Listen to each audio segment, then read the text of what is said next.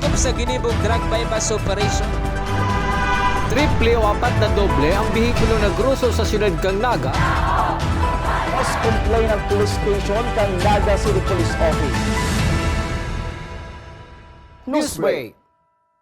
Sa headlines kan mga barata, piligrong darak ang dakol na mga gamgam na nakatugdon sa kable ng kuryente kada banggi sa Naga pinag-aadalan.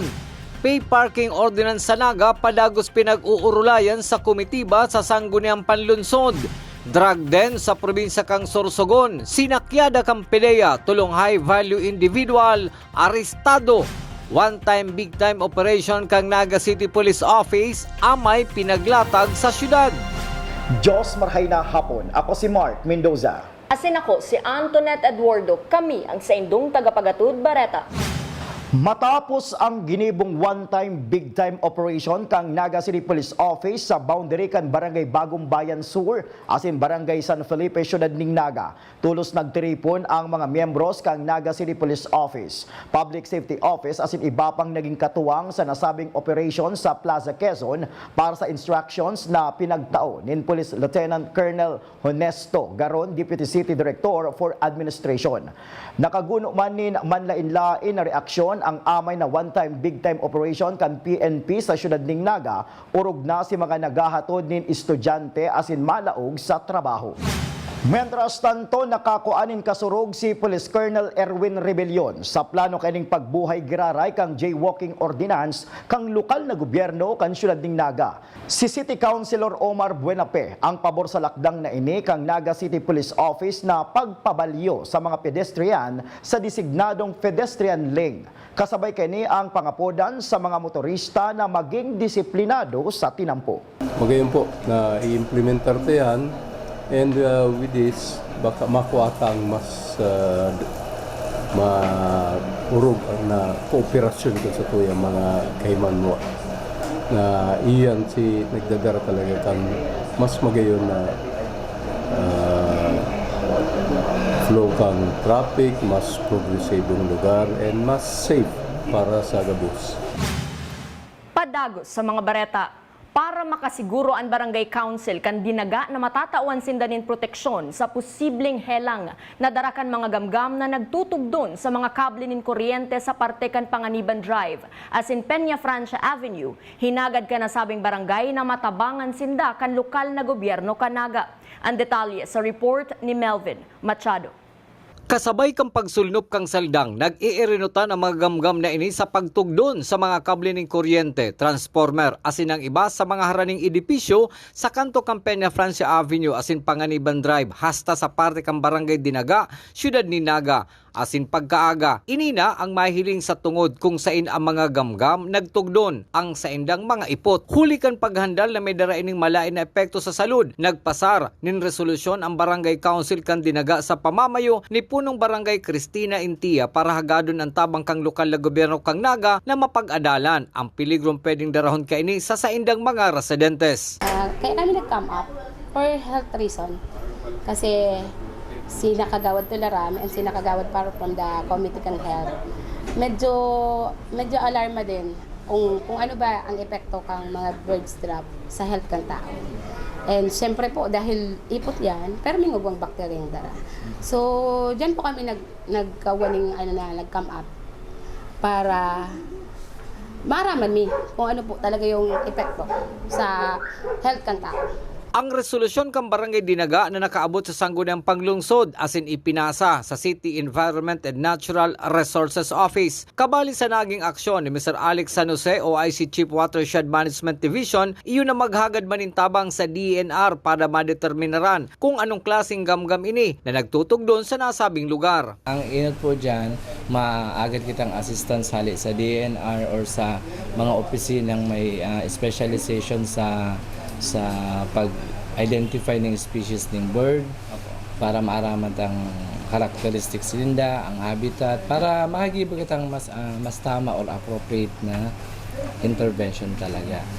Habang naghalat po kita kayan, igwa pa po kitang mga medyos na agigibon, araw po kang pag-augment ng personnel na in charge sa street cleaning.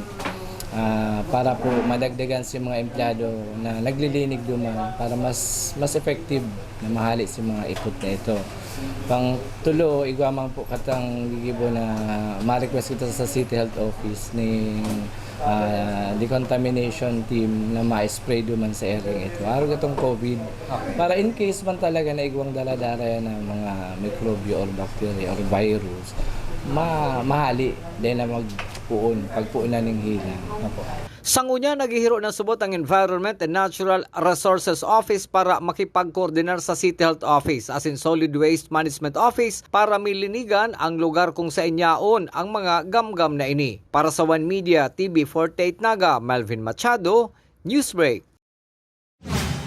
Mientras tanto, may mga alternatibong paagi para subuot maialaw ang mga gamgam na nagtutugdon sa Partekan Panganiban Drive, Peña Francia Avenue as in Barangay Dinaga.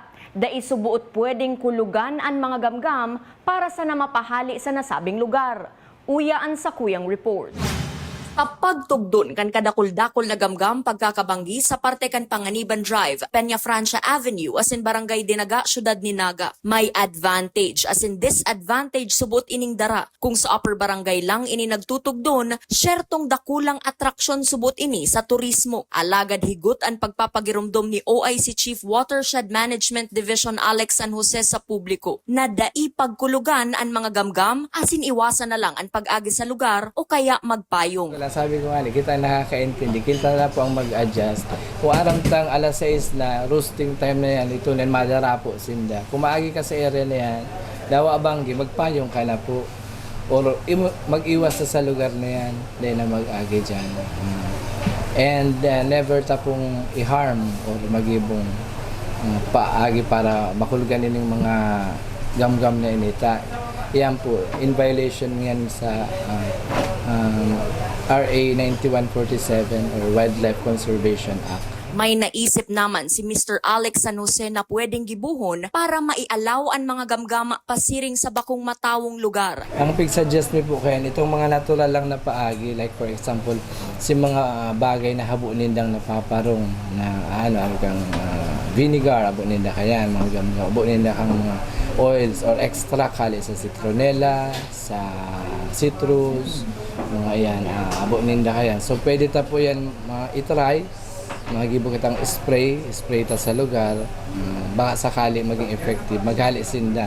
Actually, data po, PGM na magadan sinda or maharm, maghali lang maglipat sa tamang lugar. Pwede tamang pong gibon itong mga sa visual deterrents, mga scare balloon, mga reflective tape. Sa ngunyan, pinag-aadalan pa kung anong klaseng gamgam ang yaon sa nasabing lugar. Para sa One Media TV 48 Naga, Antoinette Eduardo, Newsbreak. Sa iba pang bareta, nasa ikaduwang committee hearing pa sana ang planong pagpasar ning ordinansa para sa pagpapabayad sa pagparada nin bihikulo sa nagkapirang designadong lugar sa Central Business District 1. Susog ki City Councilor Jose Perez kabali sa pinagdideterminaran ninda iyo ang posibleng barangaan kang barangay asin lokal na gobyerno kang Naga sa matitipon na bayad sa parking area. Kung madadagos ang nasabing ordinansa, nangangaipo man subuot ang lokal na gobyerno kang Naga ning dagdag na empleyado para digdi. Yun po yan ang magigipong siringilang kayan, mabarangaan po ang city government saka ang barangay councils na covered po kang ordinansa. Alagad ini po sigon sa hilingon ta po sa laws on traffic or road taxes. Sa pagbabalik kang Newsbreak, drug den sa Sorsogon sinakyada kan PDEA, tulong suspek arestado. Iyan asin iba pang mga bareta sa pagbuelta kan One Media TV 48 Naga, Newsbreak. Dakop sa ginibong drug bypass operation. Triple o apat na doble ang bihikulo na gruso sa siyudad kang Naga. Mas complain ng police station kang Naga City Police Office. Newsbreak. Flight attendants, prepare for takeoff, please.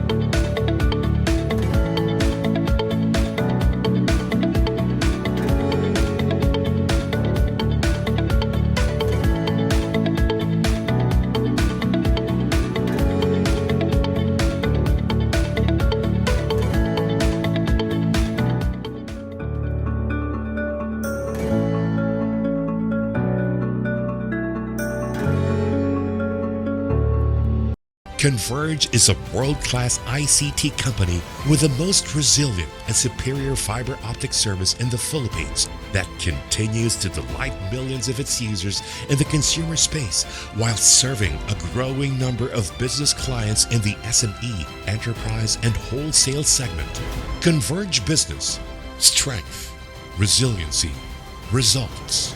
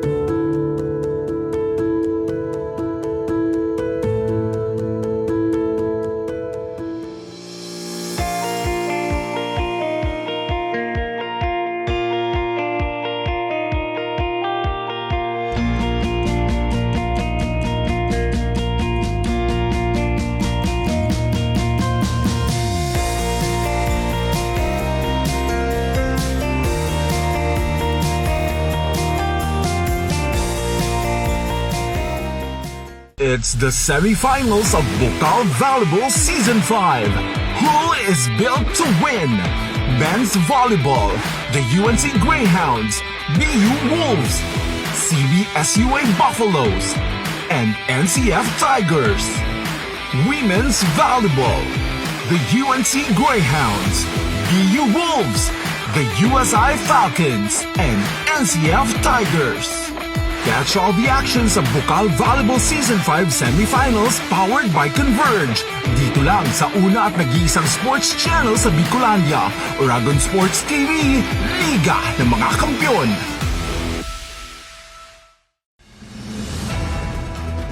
Dako sa ginibong drug bypass operation. Triple o apat na doble ang bihikulo na gruso sa siyudad kang Naga. Mas complain ng police station kang Naga City Police Office. Newsbreak. Sa pagpapadagos kan mga bareta, para dain na maotro na may matamaan in linya nin tubig sa widening project kan lokal na gobyerno kan Naga asin DPWH. Pinapaamay naman kan MNWD an sa indang mga personahe na iyo ang nag-aalalay sa mga nagtatrabaho sa tinampo para mayong matamaan na linya nin tubig. Susugkit Shopee de la Cruz na amay kaya subuod si pagpatrabaho kasuudma asin mayo pa si sa indang team. Actually, igwa kaming team na pig-assign dyan sa mga road widening na projects kang city saka kang DPWH. Yan lang naamay si contractor kaya na magtrabaho. So ang role mi is 8 o'clock. So kasuugma kinaulay ko si foreman na kung amay sila magtrabaho mga 7:30 siguro ninda na mayong tatamaan na linya, na critical na linya kang water district. And then si mga tao man pinapaamay ko man. Sa satuyang police report, 15 gramos ning pinagtutubudan shabu na nagkakantidad 102,000 pesos ang na-recover asin nakumpiskar kan mga miyembros kan PDEA Sorsogon kang sakyanahon kaini ang sinasabing drug den sa Purok 6 Barangay Benigno S. Aquino, Bulan, Sorsogon. Tulong suspect na kinukonsiderar high-value target. Ang naaresto, construction worker ang trabaho kan tulo na mga residentes kan Barangay Timbayog asin Barangay Central, Kasiguran, Sorsogon. Katuwang man kan PDEA Sorsogon ang PNP sa nasabing probinsya. Sa iba pang police report, 17,000 pesos ang kantidad kan 2.5 grams din shabu na narecover as nakumpiskar sa suspect na si alias Jaime. Mayong trabaho, residente kan Barangay Tinago, Syudad Ninaga, matapos ang ginibong anti-illegal drug buy-bust operation na kasubagong amay na pagkaaga. Ini pinanginotan kan City Drug Enforcement Unit, City Intelligence Unit as in kan Police Station Number 2 sa pamayo ni Police Major Juvil Yunar. Ang suspect anyaon ngunyan sa kustudiya kan Naga City Police Office. Padagos pa sa mga bareta, nasa ikaduwang aldaw na ngunyan ang trade fair sa City Hall compound bilang parte kan pagselebrar kan Women's Month. Ang aktibidad na ini ang suportado kan lokal na gobyerno kan Syudad ning Naga sa pamamayuman ni Naga City Mayor Nelson Ligacion asin kang sangguniang panglungsod. Manlain-lain na produkto ang mababakal sa nasabing trade fair na matapos sa aldaw na Biyernes, petsa 15 kan presenteng bulan. Asin yan ang mga bidang baretang nakalap kan mas pinakusog na puwersa kan One Media TV 48 Naga News and Bicol Affairs. Di malingaw na i-follow ang samuyang official Facebook fanpage One Media TV 48 Naga. Ako po si Mike Mendoza. Padagos kaming mahatod nin mga baretang garantisadong nangingenot as sinapapanahon. I-hit ang subscribe button sa samuyang official YouTube channel One Media TV 48 Naga, tanganing updated kita sa mga bareta asin istoryang bida. An Bicolano. Ako si Antoinette Eduardo asin ini ang One Media TV 48 Naga Newsbreak. Dagom sa ginibong drug bypass operation. Triple o 4 na doble ang bihikulo na gruso sa Syudad kang Naga. Mas complain ng police station kang Naga City Police Office. Newsbreak.